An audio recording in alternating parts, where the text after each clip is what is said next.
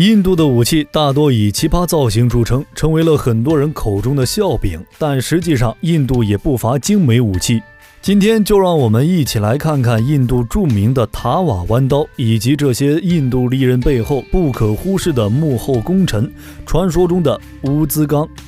很多人或许听说过传说中无比牛逼的大马士革刀，它拥有无比魔性的花纹，再加上优异的性能，成为了很多人口中的刀中极品。但是真正的大马士革钢刀到底什么特点，却很难有人说清楚。我们先来谈谈这传说中的大马士革钢。实际上很多人都问过能否做一期关于大马士革钢刀的视频，在这里我想说，面包会有的，牛奶会有的，一切都会有的。但是大马士革钢刀是真的没有，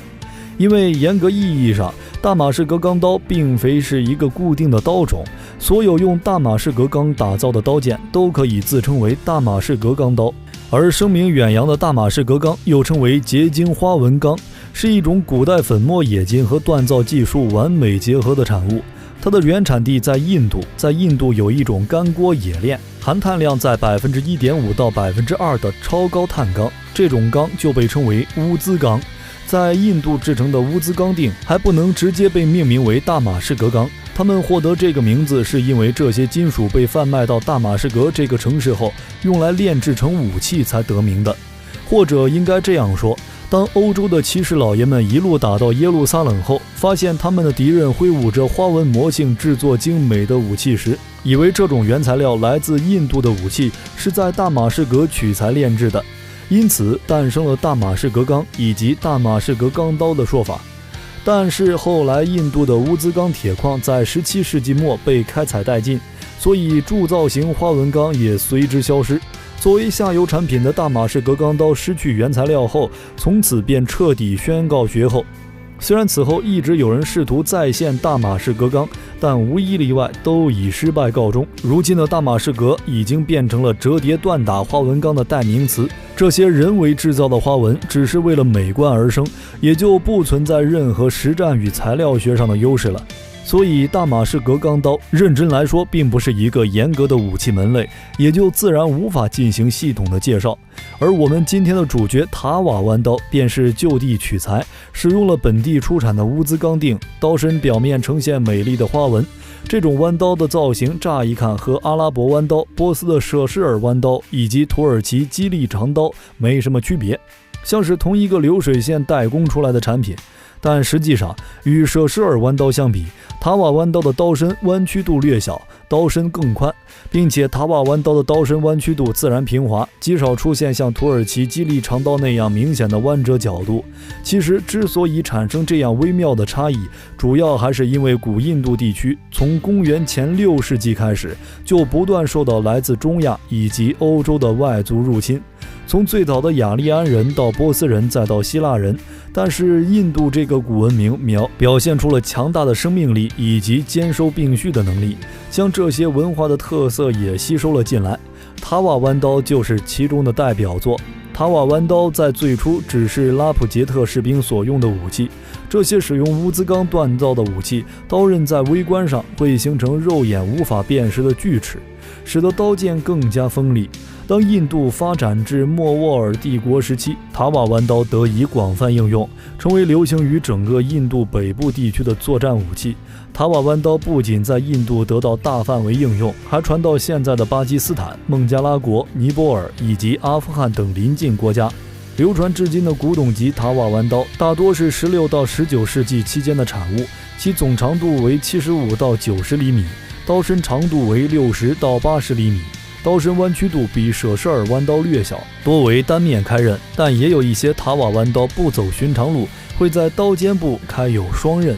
且接近刀尖部宽度变大，形似土耳其基利长刀。这种情况下，整个刀的重心会进一步迁移，使用手感会产生大幅度变化。还有的刀尖部呈现明显向上扬起的角度，有的刀身则整体宽大，一般由行刑者使用。这些留存至今的古董级塔瓦弯刀大多出自印度被英国殖民期间，殖民者对于殖民地出产的精美工艺品自然是不会放过。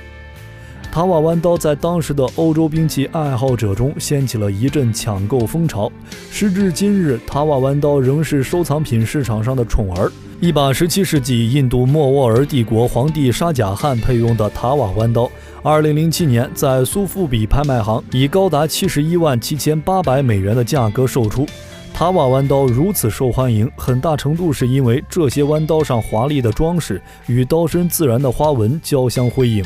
与当年士兵使用的朴实版本大相径庭。印度大军们为了收藏定制的塔瓦弯刀，拥有华丽装饰。印度土豪的富有程度超乎常人想象，可能就是他们巨大的需求促进了印度雕刻工艺的成熟。塔瓦弯刀上的雕刻花纹工艺复杂，并且会采用和类似中国传统工艺里的错金银工艺相似的技术，在雕刻上嵌入金银丝片，来增加美感和造价。而刀柄和刀鞘上自然也少不了华丽的纹饰，有的是镀金工艺制成的花纹，有的镶嵌有昂贵的珐琅或宝石。珐琅的基本成分是石英、长石、硼砂以及氟化物，其与陶瓷釉、琉璃、玻璃同属硅酸盐类物质。中文中将附着在陶瓷或瓷台表面的这种物质称为釉，附着在建筑瓦件上的这种物质称为琉璃，附着在金属表面上的这种物质称为珐琅。塔瓦弯刀刀柄最显著的特征是握柄中间粗，两头细，呈鼓腰形。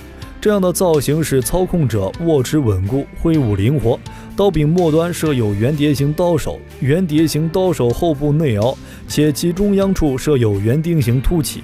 使用者可将刀绳系于圆钉形凸起上，以装饰弯刀，也可将绳套的一端系结在圆钉形凸起上，另一端套在手腕上，以确保用刀时的安全。